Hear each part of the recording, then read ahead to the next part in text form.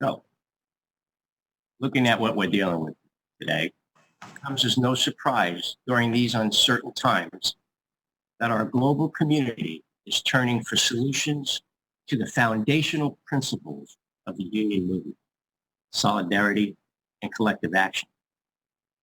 And even as we recognize the urgency and scale of the work ahead to protect pilots' careers against the pandemic's economic toll, we draw hopeful inspiration from past progress on these principles. Now, in launching ALPA's new Welcome Back, Welcome Aboard campaign, our union has charted a bold new course for protecting our pilots' jobs and livelihoods through the economic downturn.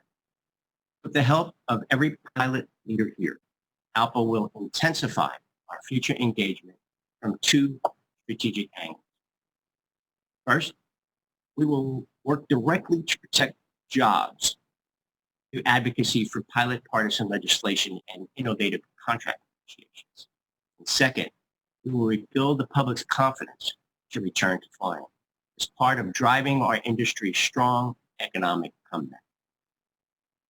As pilots in command, ALPA members transport passengers and freight while demonstrating steady professionalism and trusted credibility. Through ALPA's new public awareness campaign, our union will be out in front and center in an aggressive effort to encourage the traveling public to take to the skies once again. With your help in the coming days and months, ALPA will lay out our powerful and compelling case. We'll speak with one voice as we reach out to business and leisure travelers to welcome them back on board. Our work to preserve our members' livelihoods began with ALPA's essential role in influencing the content and passage of the CARES Act. As you know, this bill gave us time to prepare to weather potential employment changes individually and negotiate in this new environment collectively. Since then, ALPA has pressed Congress to do even more to protect pilot jobs, and the HEROES Act contributes to our goal. It prevents the CARES Act grant recipients from making involuntary furloughs at any time before they exhaust the federal funds they receive, not just through September 30th. As you're aware, the HEROES Act was recently passed by the House. Our pilot advocates and staff are working hard to help move the bill through the Senate.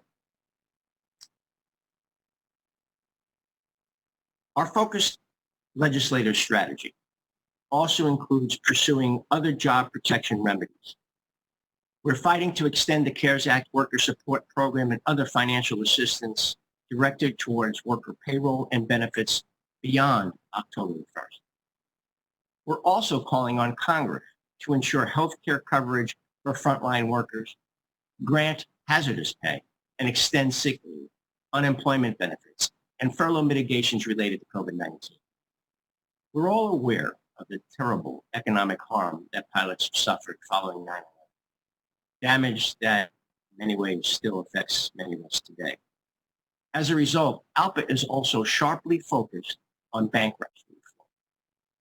Our Workers' First proposal would block companies and courts from rejecting our collective bargaining agreements under bankruptcy law and require airline managements to negotiate any changes to those agreements under normal Railway Labor Act procedures.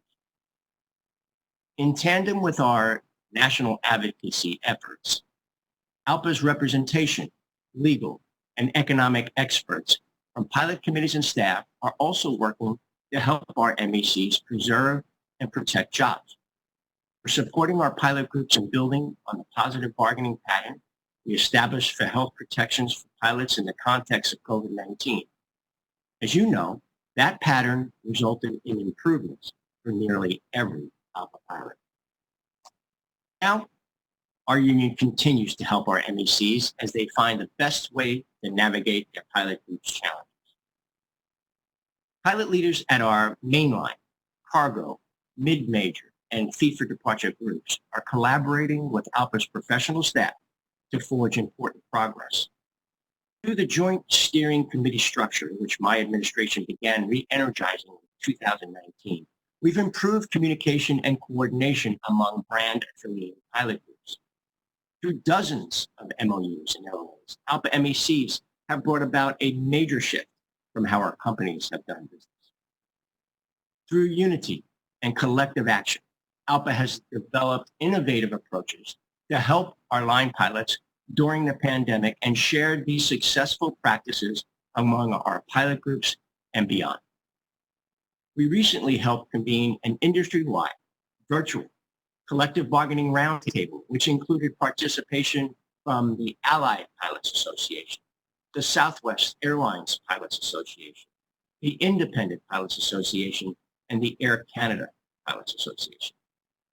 We talked about how we can ensure that our working agreements recognize the contribution pilots make to our airline success, and that our contracts protect our pilots' jobs, their careers, and their profession. Now, in addition to protecting the health of our airline pilots, we know that making sure our aircraft are safe and clean is essential to helping us inspire passengers to book tickets and get back on board, thereby helping ensure a strong, rapid economic recovery for our industry. The HEROES Act we're working on to help pass in the Senate also mandates that airlines must comply with CDC and FAA guidelines for COVID-19 health monitoring, protection exposure notification, and workplace disinfection. Many airlines are following the CDC and FAA public health guidance, but others are not.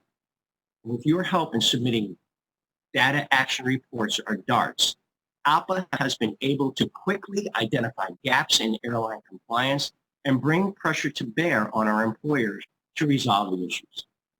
Our union has been highly successful in bringing most of our airlines into compliance, but we're not taking our company's compliance for granted.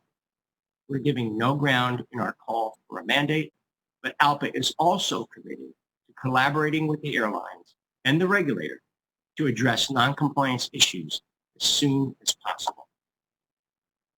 As a proven collaborative body, we believe the commercial aviation safety team is the right place for a data-driven discussion to ensure all U.S. airlines follow the public health guidance. Meanwhile, ALPA Canada has engaged every member of Parliament to call for any COVID relief legislation to include strong employee protections. We continue to remind the government that the airline industry and its workers play a key role in the recovery of the Canadian economy.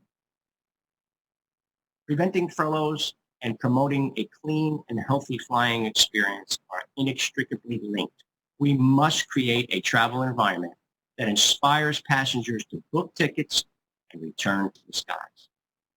Through our national policy efforts, ALPA is working to increase bookings and get pilots who are furloughed back on the line as soon as possible. But our union is also targeting a tremendous amount of direct assistance to our furloughed members right now. Every day, we're adding new features to our coronavirus information for flight crews page, including the relaunch of the Pilot Survival Checklist. The resources in the checklist will help our members prepare for any job status changes. ALPA's strength, our expertise in innovation, and member support are being noticed across the industry. We continue to increase our ranks even during this current crisis. Our union now represents more than 90 Morningstar Air Express pilots flying for FedEx Canada. In April, the Canada Industrial Relations Board, CIRB, announced that Morningstar pilots voted in favor of joining our union. And the pilots of PAL Aerospace, who are based in St. John's, Newfoundland, have filed cards seeking ALPA representation. As the world's largest pilots union, we look to the principles of unity and collective action as fibers in the fabric of the labor movement and essential to the dignity.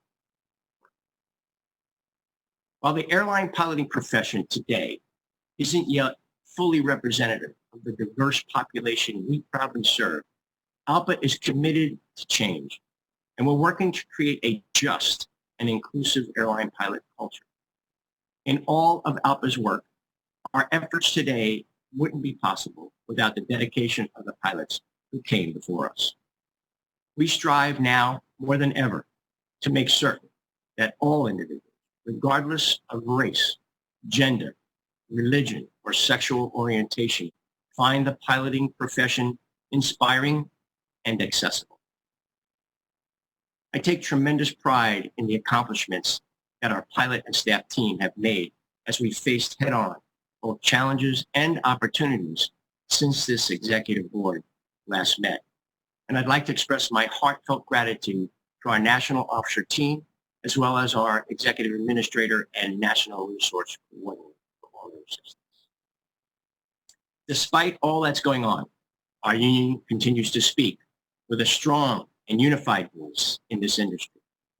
Our pilots who fly passengers and freight hold an essential role in our industry's economic comeback, as well as in continuing our important work in aviation safety, security, pilot assistance, and jump seat action. And thanks to the nimbleness and resilience that we built into our organizational structure and the way that we perform our work, I feel very hopeful about the future. We have tough times ahead, certainly, but each of us on this call is tougher, and so are the pilots and staff who support us. Now, among the key principles the International Civil Aviation Organization says is required for a safe, secure, and sustainable recovery is to, and I quote, work as one aviation team and show solidarity. For ALPA, the call for solidarity from the United Nations Aviation Agency is no surprise to us. We couldn't agree more. And with the help of every pilot leader here, will prevail in the days ahead in restoring and reshaping our industry to create a healthy, safe, inclusive, and prosperous future for all of our pilots. That concludes my remarks for this morning. Thank you for your attention.